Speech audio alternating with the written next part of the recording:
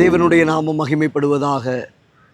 எனக்கு அன்பான தேவ ஜனங்களே, தேவ பிள்ளைகளே, கர்த்தருடைய வார்த்தைகளை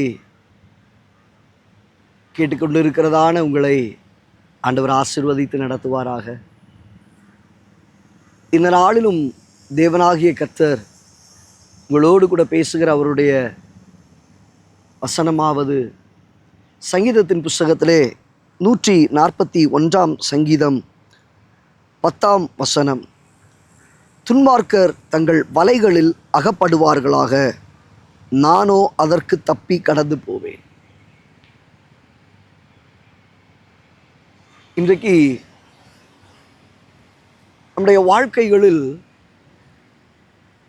அநேகர் வைக்கிறதான கண்ணியின் சிக்குகள், அதை பற்றியே நம்ம பேசிக்கிட்டு இருக்கிறோம். பசன அவன் இப்படி பண்ணிட்டான், இவன் இப்படி பண்ணிட்டா, இந்த காரியங்கள் இப்படி நடந்துட்டு, இதையே நீங்கள் சொல்லி புலம்பி யோசித்து கொண்டே இருக்கிறீங்க. ஆனால் கர்த்தருடைய வார்த்தை சொல்லுகிறது, துன்மார்க்கரோ தாங்கள் வைத்த கண்ணியில் அவர்கள் சிக்கி கொண்டு இருக்கிறார்கள், அகப்படுவார்கள். என்னுடைய தாயார் சொல்லும்போது சொல்லியிருந்தாங்க, அவர்களுடைய தகப்பனார் அவர்களுக்கு விரோதமாய் ஒரு குறிப்பிட்ட நபர்கள் இணைந்து செய்வினையை அவர்களுக்கு வைத்தார்களாம். இவருக்கு இங்கே இருந்தே அது உணர முடியுது. இயேசுவின் ரத்தம் ஜெயம், ஆண்டவருடைய நாமத்தை மகிமைப்படுத்தி போ அப்படின்னு சொல்லி பிசாசை துரத்தி கட்டும்போது அதை முற்றிலுமாய் அவருக்கு ஒரு ரிலீஃப் உண்டாயிற்று. பின்பு அங்கே பார்க்கும் பொழுது இந்த குறிப்பிட்ட காரியங்கள் அவரையே போய் எவர் விரோதமாக எழுப்பி கொண்டு வரணும்னு நினைத்தாரோ அவரையே அது தாக்கி விட்டது. இதே போல் அநேகருடைய வாழ்க்கையை நம்ம பார்க்குறோம்.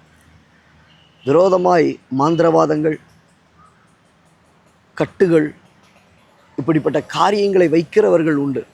ஒருவேளை இப்படிப்பட்ட காரியத்தில் யாராவது அகப்பட்டு இருப்பீங்கன்னா தயவாக சொல்லுகிறேன், அது சாதாரணமான விஷயம் அல்ல. அது திரும்ப உங்களை அடிக்கும் என்பதை மறந்து போயிடாதீங்க. திரும்ப உங்களை தாக்கும். உங்களால் எழுந்து நடக்க முடியாது. தேவ பிள்ளைகளை கர்த்தர் பாதுகாப்பார். இப்படிப்பட்ட காரியங்களில் போய் அகப்படுகிறவர்கள் அவர்கள் மாட்டிக்கொள்வார்கள். என்கிட்ட நேர் வந்து கேட்பாங்க, பஸ் இந்த மாதிரிலாம் இருக்குது, இவங்க அப்படி பண்ணுறாங்க, அவங்க அப்படி பண்ணுறாங்க நான் நினைக்கிறேன். உடனே ஜெபம் பண்ணுவேன், என்ன ஜெபம் பண்ணி கொடுத்து சொல்லுவேன், யார் உங்களுக்கு விரோதமாக பண்ணுறாங்களோ அவங்களே அது போய் தாக்கும். நீங்கள் சோர்ந்து போகாதீங்க, ஒன்றும் உங்களை சேதப்படுத்தாது.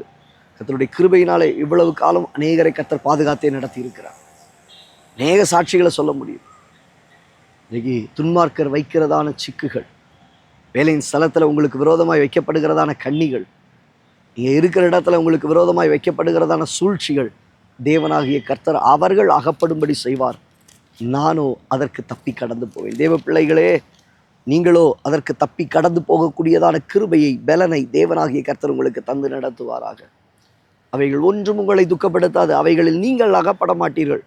அது ஒன்றும் உங்களை சேதப்படுத்தாது. தேவனாகிய கர்த்தர் அதற்கு தப்பி கடந்து போகக்கூடியதான கிருபையையும் வழியையும் ஏற்ற சூழ்நிலைகளையும் கர்த்தர் உங்களுக்கு அமைய பண்ணுவார்.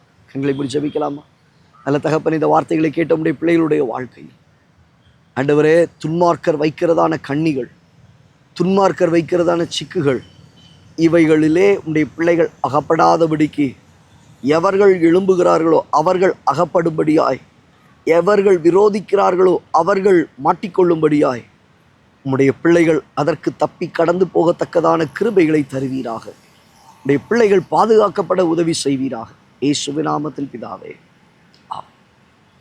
ஆம். தேவ பிள்ளையே, உங்களுக்கு விரோதமாய் துன்மார்க்கர் வைக்கிறதான கண்ணிகளின் சிக்குகளுக்கு அவர்கள் அகப்படுவார்கள், நீங்களோ தப்பி கடந்து போவீர்கள். தப்பி போகும்படியான போக்கை கர்த்தர் உங்களுக்கு உண்டாக்குவார். God bless you.